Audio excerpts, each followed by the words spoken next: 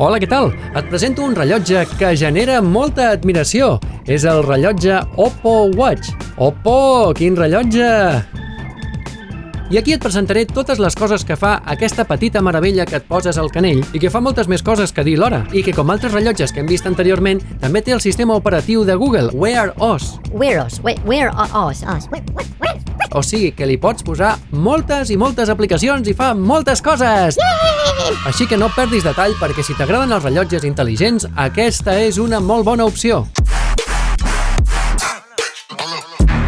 Hola, què tal? Soc el Víctor Endrino. Si ens estàs veient des del canal de YouTube, gràcies per tornar-hi. I si no, a què esperes? Doncs bé, et diré que de disseny l'Oppo Watch s'assembla, a veure, una mica bastant, et diré, al Apple Watch, però vaja, que cadascú que faci el que li doni la gana amb el disseny dels seus rellotges.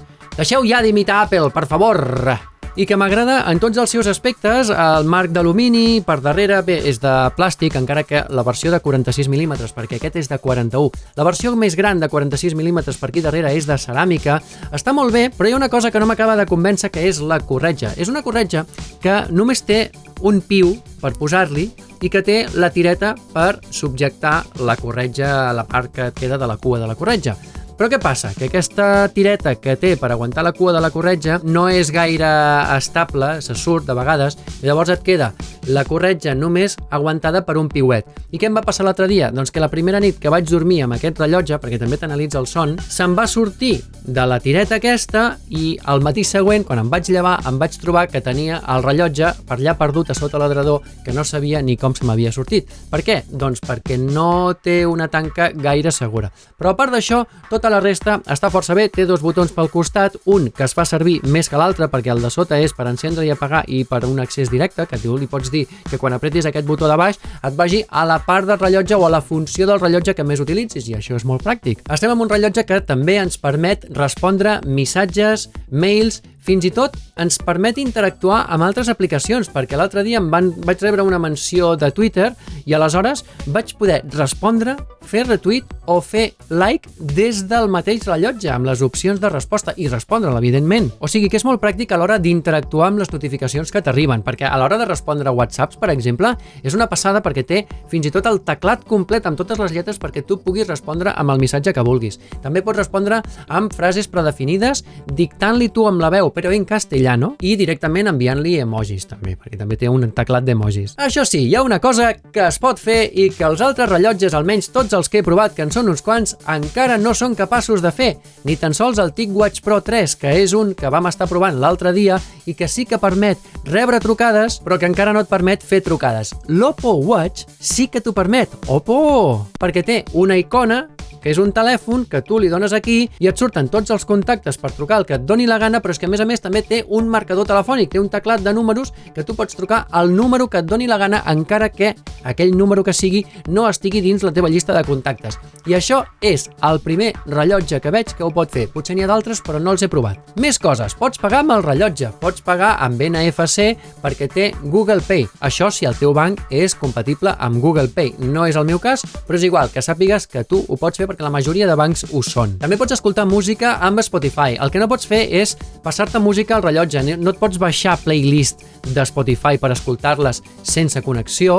Necessites el telèfon al costat, però sí que pots controlar la música, evidentment, i seleccionar alguna playlist, pots seleccionar d'entre les teves reproduccions recents. Tot això ho pots fer. I a més, pots passar-te música al rellotge? No, no pots passar-te música al rellotge de forma oficial i nativa, però sí que et pots passar música al rellotge amb una aplicació de tercers que es diu Wear Media, que vaig descobrir l'altre dia, que va molt bé, perquè te la poses al telèfon i te la poses al rellotge, i entre el telèfon i el rellotge les dues aplicacions s'entenen entre elles i se li pot transferir música, això sí, per escoltar música o amb l'altaveu o directament amb uns auriculars que li connectis. I el que dèiem abans, té Google Maps. Sí, té Google Maps perquè, a més, tu obres Google Maps, veus el mapa com si l'estiguessis veient en el telèfon, tu selecciones el punt on vols anar i un cop selecciones el punt on vols anar, tu llavors pots iniciar la navegació, tant caminant com amb cotxe. Cap problema, i pots anar-hi i et va guiant i et va dient que ara gires, ara no, ara d'aquí no sé quants metres pots fer-ho, i et va posant una línia blava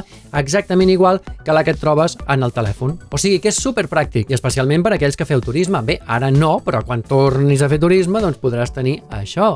i t'anirà molt bé. I una altra cosa que fan els altres rellotges, però que aquest també la fa, però la fa encara més que els altres, és posar-li una foto teva de fons d'esfera. No només una, fins a 10, i aleshores, cada vegada que tu miris el rellotge et sortirà una foto diferent, cada vegada que toquis et sortirà una foto diferent, i així doncs és com qui té un àlbum, un bonic àlbum de fotos al rellotge per veure les seves fotos preferides, perquè clar, la funció d'àlbum sincronitzat amb el telèfon, això no ho té. Això ho tenen els Samsung, això ho té l'Apple Watch, però això l'Oppo Watch no ho té. Una cosa que va una mica fluix és amb bateria, perquè la bateria et dura 1-2 dies, la versió de 46 mil·límetres, la versió gran del rellotge, et dura doncs, potser 2 dies i mig, però poca cosa més. El que sí que té és un mode d'estalvi d'energia. El mode ahorro d'energia sí que et fa durar el rellotge fins a aproximadament 20-21 dies, i en la versió petita, que és la que tinc jo, et dura un parell de setmanes. I aquesta modalitat d'estalvi d'energia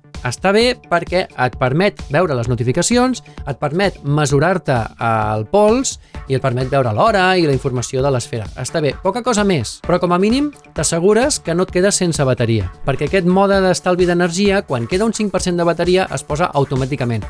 Sigui l'hora que sigui, i a més, quan et queda un 20%, t'avisa, et vibra i se t'il·lumina la pantalla. Siguin les 3, les 4 de la matinada, ho tinguis en mode no molestar, en mode teatre, en mode cine o en mode pachumba. És igual. Aquest rellotge té un problema greu, que és un maleducat. Encara que estiguis dormint, igualment et notifica que et queda poca bateria. Però, tio, vale, ja quan em llevi al matí ja el posaré a carregar. Una cosa que sí que té i que va molt bé és l'assistent de Google, evidentment. No et sent quan tu li dius OK Google, encara que tingui l'opció activada. Això passava com l'altre rellotge. No et sent, no funciona, és un problema, però és igual, perquè també pots accedir a l'assistent de Google prement el botó de dalt durant un parell de segons i ja està, i ja directament se t'obre l'assistent de Google i ja li pots dir que t'encengui i que t'apagui els llums, la tele de la casa i tot el que sigui, o li demanes la informació que sigui. Ai senyor, però en català no t'entén.